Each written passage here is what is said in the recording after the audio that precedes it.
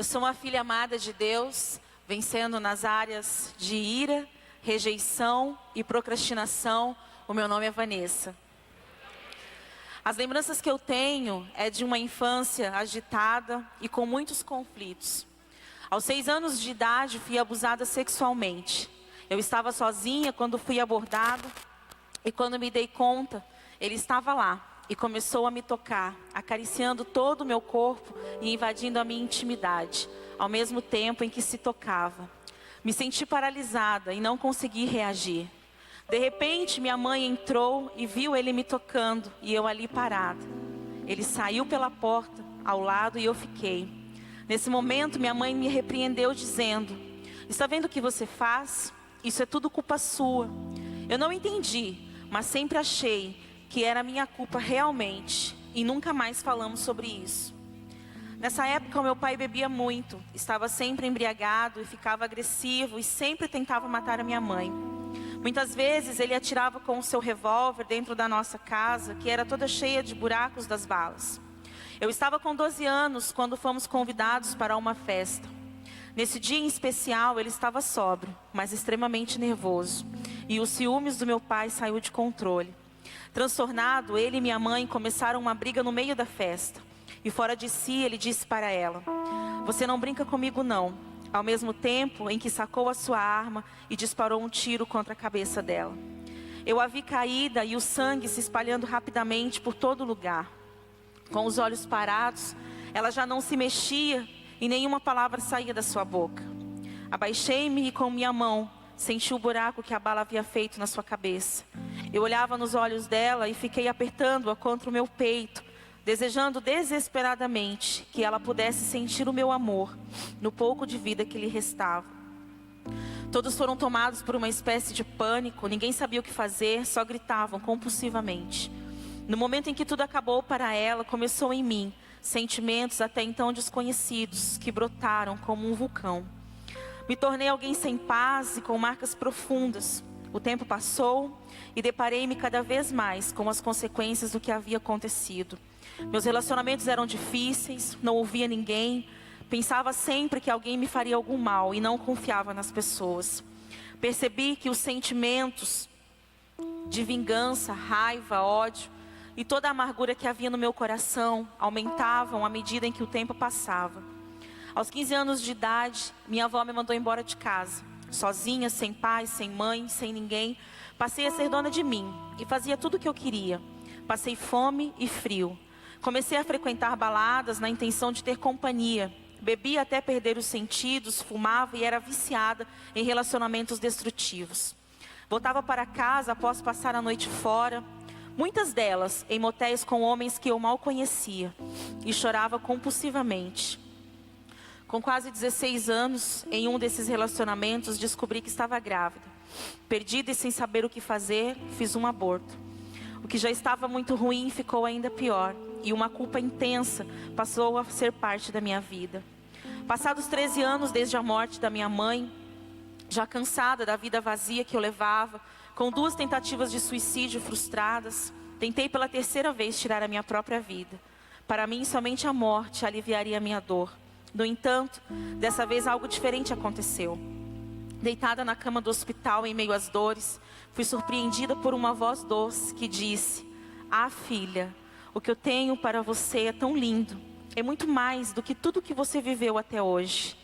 Após sair do hospital, entendi que precisava de respostas. Logo que pude, fui até a igreja da cidade, em São José dos Campos, e lá tive a confirmação daquilo que o Espírito estava falando, e entreguei-me a Jesus naquele mesmo dia. Porém, eu ainda não me sentia completamente bem. A solidão e a tristeza me acompanhavam. Tinha dificuldades para orar e não chamava Deus de Pai. Eu tentava absorver e viver cada palavra de Deus para a minha vida. Tinha sede de mudança e de transformação, mas não sabia como vivê-las. Sentia-me paralisada. Comecei o 30 Semanas, que foi onde eu passei a entender de fato quem eu era. Quais eram as minhas dores? Eu precisava reconstruir a minha alma que estava em cacos. Neste ambiente de cura, Deus começou um processo de restauração da minha identidade, de valor. E foi nesse contexto que o Espírito Santo começou a falar comigo sobre como eu deveria pedir perdão ao meu pai. Em meio a tantas dores, eu não via a menor possibilidade disso acontecer. E a minha primeira reação foi ignorar a voz de Deus. Os dias passavam até que o Espírito falou forte ao meu coração. Chegou a hora. Não foi fácil entender o propósito de Deus naquilo. Eu pensava que somente o meu pai tinha motivos para me pedir perdão. Jamais havia pensado que eu também tinha motivos para perdoá-lo, para pedir perdão a ele. O que eu não me lembrava é que durante anos eu carreguei dentro de mim os piores sentimentos. Desejei-lhe mal, a morte, entre muitas outras coisas. Mas mesmo relutante, dei meu primeiro telefonema para ele e disse-lhe: Pai, eu estou te ligando para pedir perdão. Ele ficou alguns instantes em silêncio e respondeu simplesmente: tá bom. Imediatamente desliguei o telefone numa crise de choro e diante de Deus, sem entender, disse: Senhor, por que estou passando por toda essa dor novamente? Por que o Senhor está me pedindo isso? Deus me respondeu: agora você vai ligar novamente e vai dizer que o ama. E isso soou impossível para mim. Após relutar durante alguns meses, decidi ligar e dizer ao meu pai que o amava, mesmo sem sentir. E a sua resposta foi: obrigado. Novamente, desliguei aos prantos e falando com Deus, implorei para não ter que passar por aquilo de novo. Mas o Espírito me disse: você fará quantas vezes for necessário, porque você conhece a verdade. E assim, passei meses ligando para o meu pai, simplesmente para dizer que o amava. Mas um dia algo aconteceu. Quando eu estava prestes a desligar, ouvi um sussurro e sua voz que respondeu: eu também te amo, filha, e estou com saudades. Desliguei o telefone e, sem conseguir me conter, chorei como nunca na presença de Deus. Foi um turbilhão de sensações, mas nada pode se comparar ao sentir o Espírito me curar naquele dia. Foi como se com suas próprias mãos Deus arrancasse de mim aquela dor. Toda a raiva, todo o medo, todos os sentimentos e o ódio que eu havia alimentado até aquele dia. Naquele instante, tudo isso foi retirado de mim, em troca pela cura da minha dor. A restauração da minha paternidade chegara, eu estava livre. A sensação de ouvir eu te amo de um pai é maravilhosa. Naquele dia, eu entendi o que Deus queria. Ele não apenas queria me libertar do ódio e de todos os sentimentos ruins que eu nutria, mas também queria restaurar a nossa relação. Perdoar meu pai foi transformador. E um tempo depois, Deus me disse para reencontrá-lo. Levou aproximadamente 1 ano, mas quando eu o vi, minha única reação foi abraçá-lo o mais forte que eu conseguia. Depois disso, tudo ficou mais fácil. A dor já não existia mais, já não existe mais.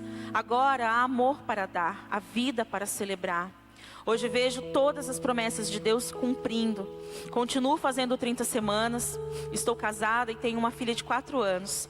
Dedico-me integralmente ao ministério junto com meu esposo, pastor Flávio Chaves. Juntos, pastoreamos a igreja da cidade em Jambeiro por 3 anos. E agora assumimos um novo desafio para liderar a igreja da cidade em Duque de Caxias, sob a liderança de nossos pais espirituais, pastores Carlito e Leila Paz.